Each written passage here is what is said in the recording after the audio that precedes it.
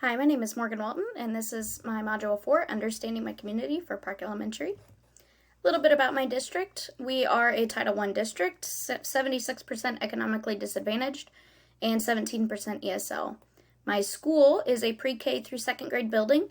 We have 218 students and 3 teachers per grade level. We also have a 21% students with disabilities population, which is fairly high for our area. Customs and traditions. Athletic events and homecomings are really important within my community. Holidays and events are also common. It's a great time for our families to gather. One of the largest events we have during the holiday season is the lighting of the bell on our water tower. We also have cultural holidays with our Hispanic population, such as Day of the Dead and Cinco de Mayo. Our local celebration center, it's an event center, holds free Halloween trails and an Easter egg hunt for children within our community every year. They also hold a father-daughter dance and a mother-son dance every year. They even did it this year during the pandemic with following the guidelines, which was very popular. That's really important within our community as well. And then we have a Lions and Lions Day, which is a service day in which all of our students go out with their classes, and we do service projects throughout the community, whether that be kindness, rocks, or sidewalk chalking around the courthouse, and even things like fixing up our city parks and our playgrounds. So we are about 3,400 to 3,500 people within our town. It's drastically gone down within the last 4 or 5 years. 92% white. 30% of our population is high school graduates, 31% with some college, and then 25% either have an associate, bachelor's, master's, or doctoral degree. Average income is $33,000. Average age, mid-30s, both male and female. Gender is 51% female, 49% male. 86% of our population is English-speaking, and 12% is Spanish-speaking, which is why we utilize our resources for our Hispanic population. We have several large businesses within our community. Our school district employs a lot of people, over 200 people. KMW is an agricultural manufacturing plant.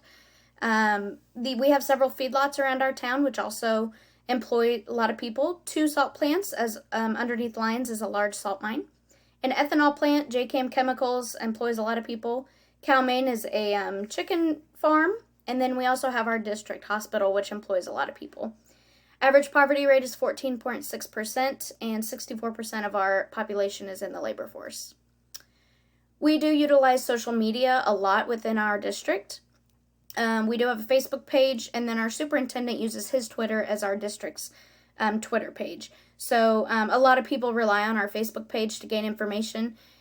We also have a local TV channel, although that has drastically decreased in how much we use that just due to social media. We utilize radio stations out of Hutchinson, Great Bend, and McPherson. And then we also have a local newspaper. Several of these are not as effective or used as much as possible just because they're not translated. Our local newspaper is not translated into Spanish, and that's one of our main goals, is to reach out to our Hispanic community and make sure that we are giving them the same resources as those that speak English. So we don't use the newspaper as often just because it's not translated, but the radio is the most effective for us, along with our Facebook page. We have several local churches that help our students and our families out a lot, whether that be with necessities or daycare, homework, things like that. We also have a booster club that's mainly used for athletics. We have a volunteer fire department. Our fire chief is actually one of our teachers, so he is able to do a course to help our students become trained so that once they graduate high school, they are able to volunteer with the fire department. Our EMS and police station, and then we also have our sheriff department for the county in our town is where the county seat. Our Lions Rec and youth sports are huge groups within our town. Students love to get involved with this. We also have a 4-H program, a growing ROTC program that is awarded and that we are very proud of. We have several cultural groups for our Hispanic population, as I stated earlier, and those are continually getting better. We have a hospital and medical center, which also employs a lot of our people. We don't have a PTA or PTO. That's something that has disappeared in the last 15 years, and we just haven't been able to get started again. So our newly elected mayor is not known for strong leadership. He was kind of running as for the position on a dare, and nobody ran against him. So he is our new mayor, even though he doesn't seem to want to be. So that's caused a lot of issues in our town. Our chamber president's wife is an educator in my building, as well as our city council president is an educator in our building. So we have a lot of connections with that. We also have a Lions Club and a Rotary. Our district hospital, the CEO is on our Board of Education, so he's really helped us out a lot throughout this pandemic and providing us with information that we need. We have several business leaders and churches, and then, of course, our Board of Education is very strong leadership. We have a very strong Board of Education within our district. Economic conditions. So we haven't had too many people lose employment due to COVID-19. We still have about 65% of our population in the workforce. Still 76% free and reduced, so we are low income. Many jobs within our town are in the restaurants, if they were not previously stated on my other slide about the larger corporations that we have. We did recently lose one fast food establishment, but those, I know most of the people who were employed there were able to get a job in another restaurant in town. And like I said, we haven't had many major losses of our employers. Political structures. So our mayor, like I said, is not a strong leader. Our city council really does a lot of things on their own without him. Planning commission, we have the chamber, and then our Board of Education and our superintendent. These are open meetings for our community, just like all. So we're really able to get our community's involvement and opinions when it comes time to make decisions. Social tensions. So we've had several racial differences, lack of resources, like I stated earlier, for our Hispanic families. They are continually improving, however. Homeschooling families, we do have several families that homeschool but support our public school, which has caused a little tension within our community.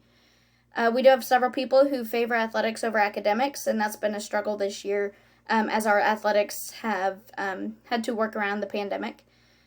We do have a lot of students who are related, whether they are aunt and niece, or uncle and nephew, or siblings, or cousins. We do have a lot of families that somehow are related, and sometimes that does cause some issues.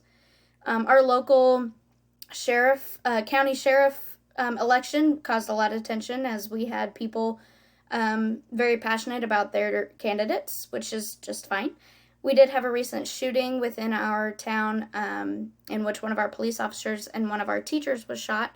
That caused a lot of tension in our area, but also a lot of support for our police department. So that was a stressful time, but it really helped us come together. We also have a lot of drug use within our town. Our sheriff and our local police department are working really hard to get that under control, but it does cause a lot of tension as a lot of our students are exposed to that. Previous community efforts, we did have a bond approval in 2014. It gave us a new middle school and updated the high school, which were both completed in 2015. Updates to the elementary playgrounds are continually happening. Within my building, we are working to add an ADA accessible playground, and that's something that we're really passionate about, and we're trying really hard to raise the funds for. We did have a lot of technological updates this past year due to the pandemic. We realized that we just didn't have the manpower and the technology that our students needed. So we did have a lot of updates with that. Our city park cleanups happen yearly, if not biannually. It's really something that we try to help our town and our community with within our schools. And then again, our Lions and Lions Day projects really are large community efforts that we get involved with our community, and our community gets involved with our school district. Power structure. So federal, state, and local governments, obviously they deal with the public school funding, and then we follow the laws and regulations per separate accounts and programs such as special education, migrant, ESL.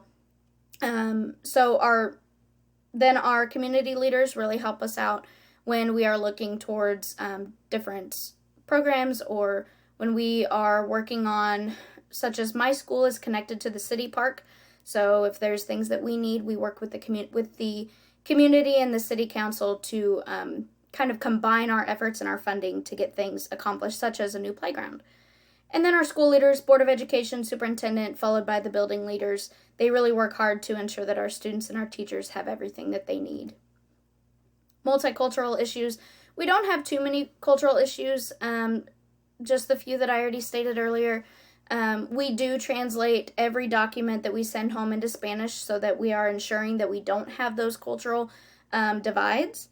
We also have translators to use as often as possible with in person, over the phone, through email, things like that. And then we do try to include various different cultures within our lessons and our units within the classroom, just so we involve all of our students and our families.